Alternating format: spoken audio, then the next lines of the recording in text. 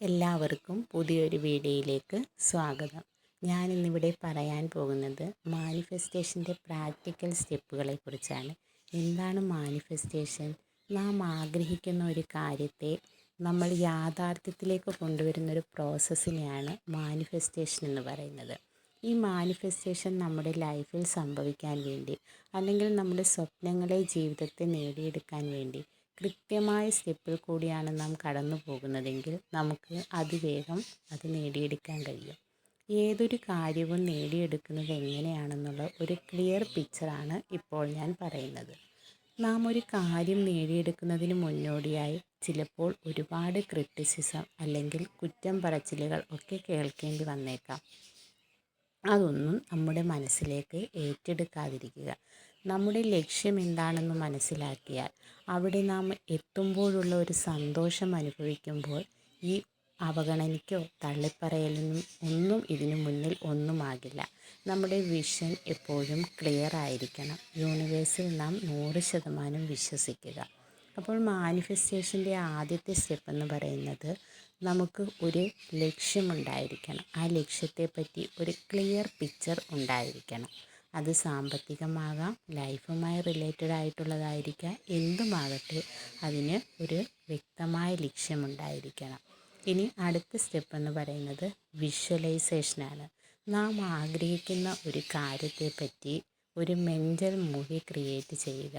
അത് നേടിയെടുക്കുമ്പോഴുള്ള സന്തോഷം അനുഭവിക്കുക. അതാണ് വിഷ്വലൈസേഷൻ എന്ന് പറയുന്നത്. ഇനി അഫർമേഷൻ അല്ലെങ്കിൽ ദൃഢപ്രതിജ്ഞാ വാചകങ്ങൾ.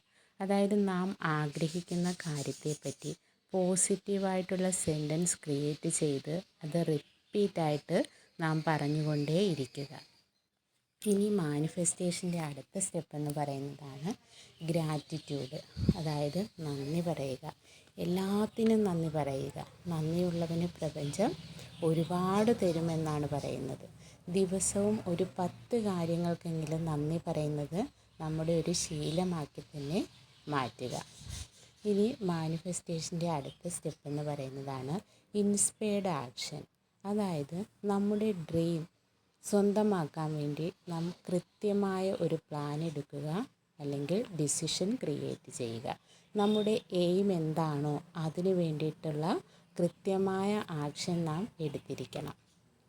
അപ്പം മറ്റൊരാളോടൊരു തെറ്റ് ചെയ്താൽ അല്ലെങ്കിൽ മറ്റൊരാളൊരു തെറ്റ് ചെയ്തിട്ട് അയാളോടുള്ള ദേഷ്യം, വെറുപ്പ് എല്ലാം നമ്മുടെ മനസ്സിലാണ് കൊണ്ട് നടക്കുന്നതെങ്കിൽ ഇതൊന്നും നമുക്ക് വർക്കാവുകയില്ല. തെറ്റ് ചെയ്തത് വേറൊരാൾ, പിന്നെ നെഗറ്റീവ് തോട്ട്സ് മുഴുവൻ നമ്മുടെ മനസ്സിലാണെങ്കിൽ ഈ മാനിഫെസ്റ്റേഷൻ ഒന്നും നമ്മുടെ ജീവിതത്തിൽ പ്രാവർത്തികമാവുകയില്ല.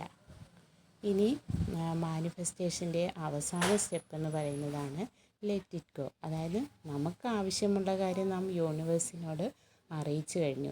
ഇനി അത് യോഗ്യമാകുമ്പോൾ, അനുയോജ്യമായ സമയമാകുമ്പോൾ അത് നമ്മളിലേക്ക് തന്നെ എത്തിച്ചേരും. യൂണിവേഴ്സിൽ 100% വിശ്വസിക്കുക. നമ്മളെ ലക്ഷ്യത്തിൽ എത്തിക്കാതിരിക്കാൻ ഈ പ്രപഞ്ചത്തിന് കഴിയില്ല.